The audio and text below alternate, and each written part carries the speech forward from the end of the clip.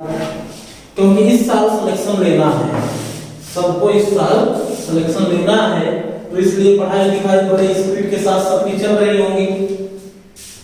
अभी मैंने आपको फर्स्ट वीडियो में मध्य प्रदेश की नदियां एवं अपवाह तंत्र के फर्स्ट वीडियो में इंट्रोडक्शन दिया कि अपवाह तंत्र किसे कहते हैं, द्रोणी किसे कहते हैं, वाटर शेड किसे कहते हैं, या मैकाल पर्वत श्रेणी से निकलने वाली नदियों को वाटर शेड उसे कहा जाता है।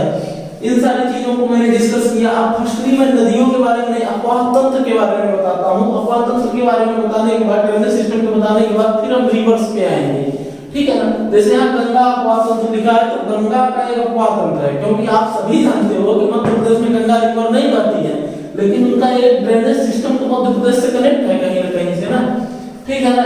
इसी तरीके से नर्मदा का अपवाह तंत्र है। तो इस ये सारी चीजों को हम यहाँ पे देखेंगे, अच्छे तरीके से देखेंगे कि कहाँ पे कौन सा अपवाह तंत्र है, कौन सा कितना किलोमीटर या कितना वर्ग किलोमीटर के एरिया को कवर करता है, इन सब सारी चीजों को हम देखेंगे।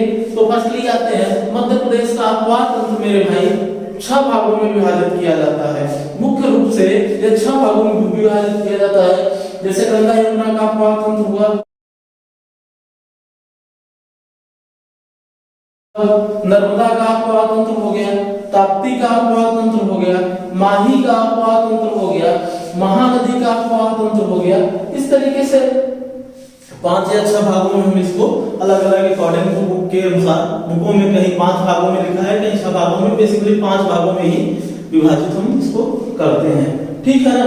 तो इस अपवाह तंत्र को हम 5 भागों में विभाजित करते हैं। तो एक पहले हम अपवाह तंत्र को समझेंगे। अपवाह तंत्र होता क्या है?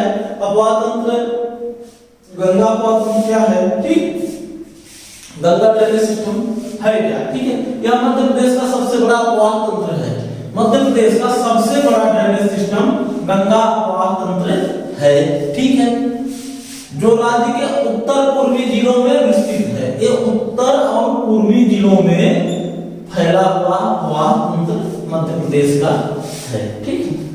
यह राज्य के मध्य पश्चिमी भाग में आता है। यह राज्य के मध्य पश्चिमी भाग में आता है। इसका अपवाह क्षेत्र सबसे ज्यादा है। कितना है?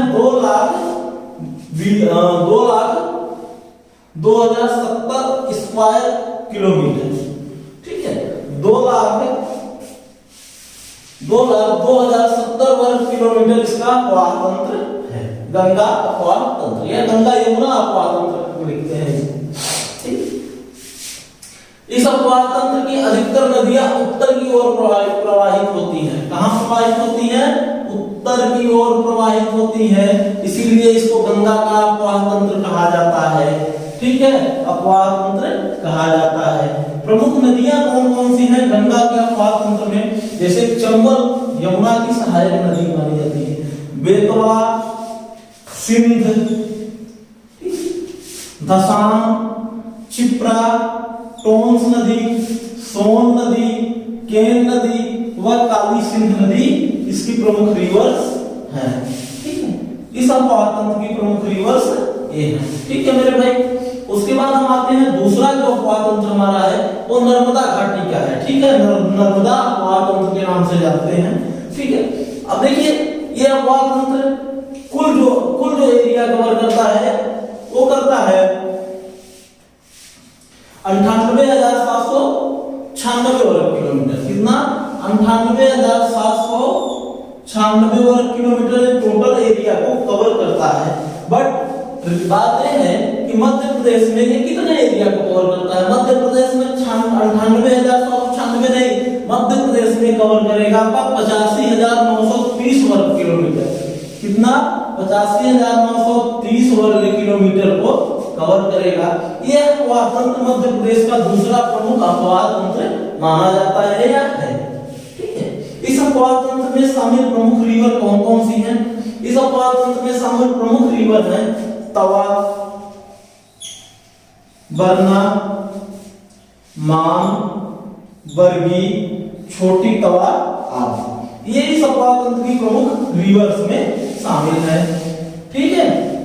ये अपवाह तंत्र सदा नीर रहता है, क्योंकि सदा नीरा रहता है, हमेशा पानी बहता रहता है इस अपवाह तंत्र में, ठीक है। इसका कारण क्या है? क्योंकि अधिकतर इसकी नदियां जो है नदियों की में जो मिट्टी पाई जाती है वो रेह मिट्टी है। क्या है? रेह मिट्टी है। ठीक है। और आप जानते हैं रेह वाली जिसमें बालू मिली मिट्टी होती है, रेह मिट्टी, ये क्या काम करती है कि पानी को ज्यादा नहीं सोखती है। पानी को सोखने की क्षमता इसमें कम होती है। जब जो मिट्टी पानी कम सोखेगी, थोड़ा भी पानी रहेगा तो बहता रहेगा। ठीक है। तो इसलिए इसको हम बोलते हैं सदा नीरा अपवाह तंत्र। ठीक। मिलते हैं आपको पार्ट 3 में। पार्ट 3 में हम लेके आएंगे ताप्तीय अपवाह तंत्र, माही अपवाह तंत्र, ठीक है, और महानदी अपवाह तंत्र। ठीक। Thank you. आप लोग हमारे चैनल स्टूडेंट जोन को लाइक, शेयर एंड सब्सक्राइब जरूर करें।